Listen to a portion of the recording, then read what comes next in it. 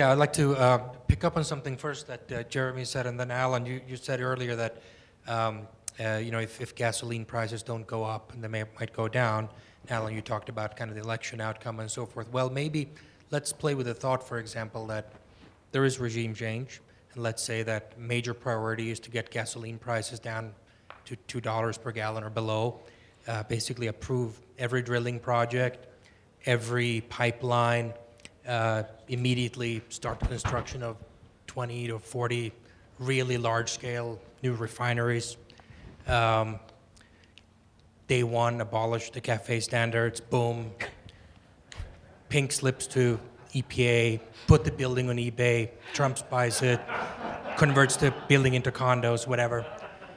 Just basic, and gasoline tax goes back to what it used to be, which is to say a zero once upon a time.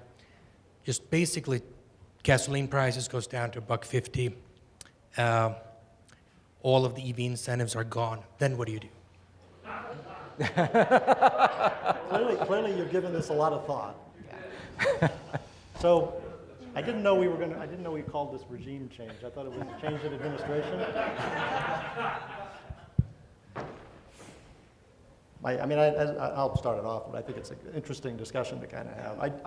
I do think the macro point that you're raising is a really relevant point, and that is that the future rarely unfolds as linearly as we might think, which is why I kind of threw out the whole gas price thing. And independent of what we do in this country, I think that government can certainly keep a lid on the amount of U.S. produced oil, but when you take a look at some of the discoveries that are being announced, this is a global phenomenon.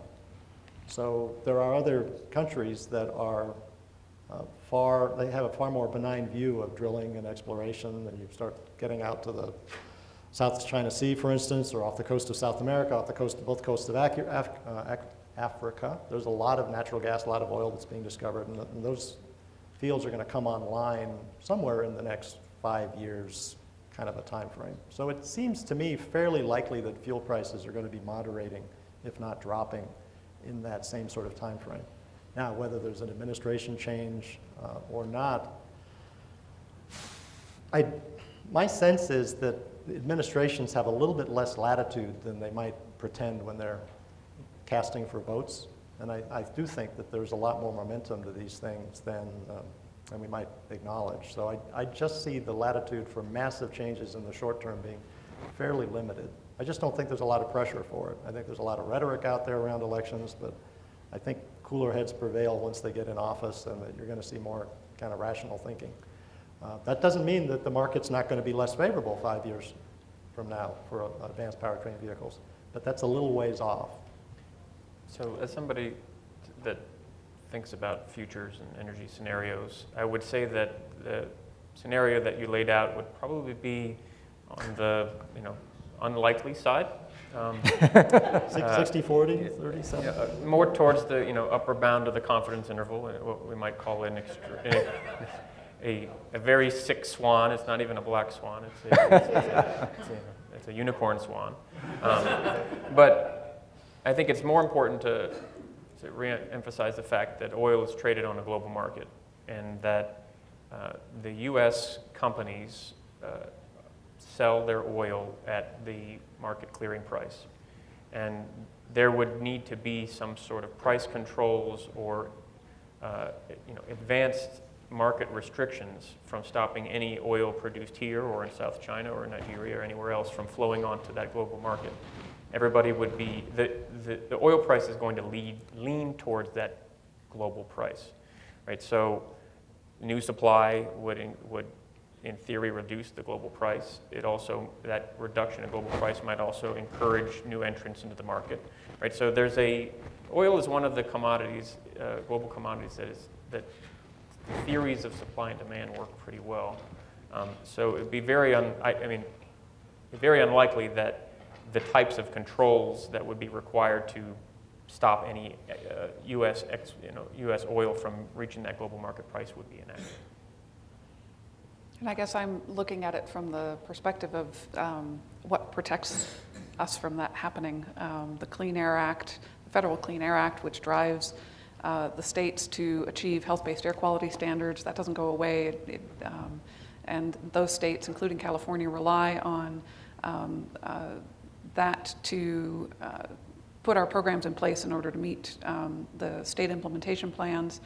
But something which has shifted, I think, in the marketplace for car companies is this certainty, this one national program, as well as a view out to the future of technology advancement, that they're all on the same path. It's a fair playing field for developing these advanced technologies. And going back to the beginning of our conversation about why there wasn't as much pushback as we were adopting these regulations, is because it gives them the regulatory push to become competitive, not just within the United States, but internationally, and make use of that R&D to build products that they sell not only in California and in the rest of the nation, but worldwide.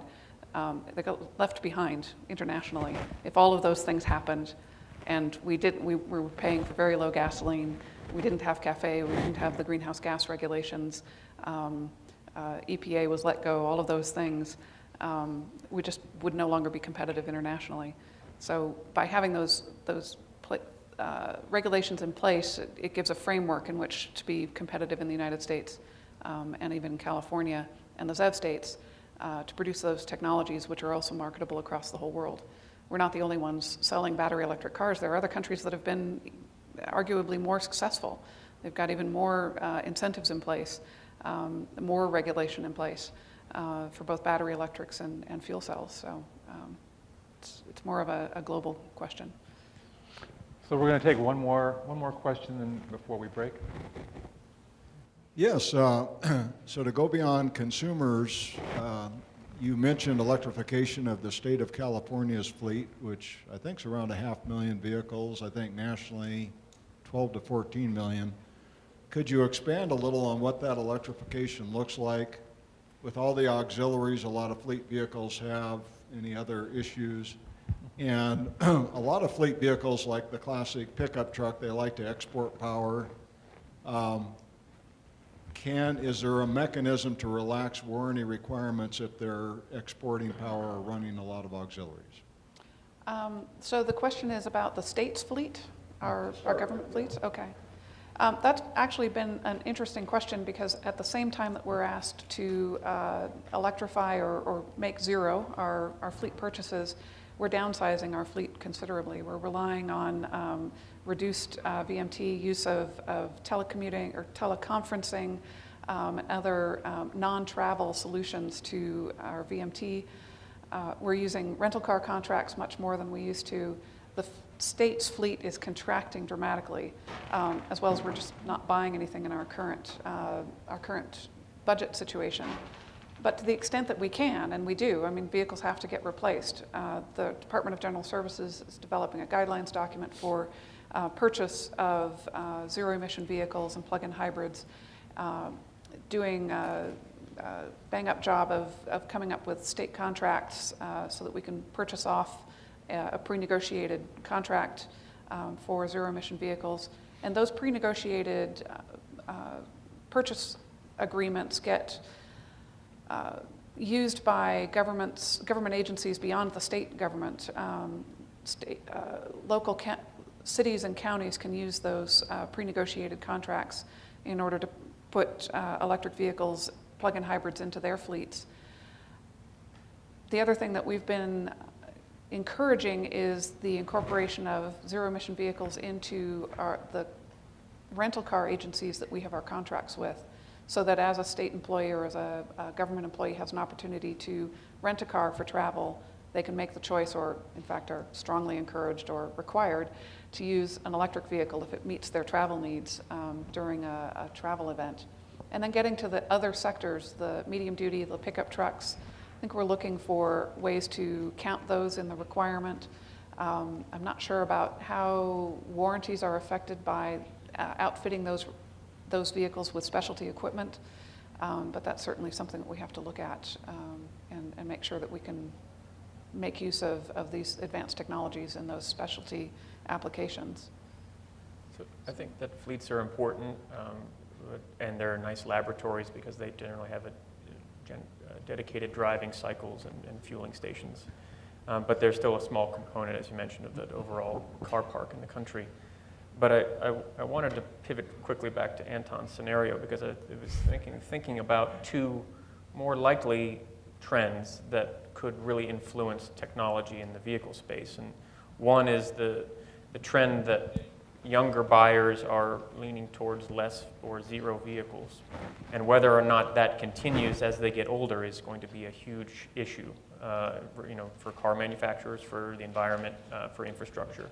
So it might be in a point where the car buying habits of the public have changed, or it might be a point where they change until the younger folks get a little bit older. That's one issue. The second issue is advanced driver assist systems. So we've already seen widely adoption of cruise control, but we think more about auto manufacturers incorporating advanced automatic safety systems. California, Nevada, Florida, and others thinking about autonomous vehicles and the kind of the trend towards could we go to a partially autonomous driving space? And what does that do for both the technology, for ZEVs, for emissions, for oil, is a much more likely, I think, scenario to think about as we move into that 2025 space is how can we design ZEVs and other low-emission vehicles to be competitive in a world where people might be driving fewer cars, but also where people might be driving fewer cars, right? Where robots and other autonomous systems might be doing some of the driving for us.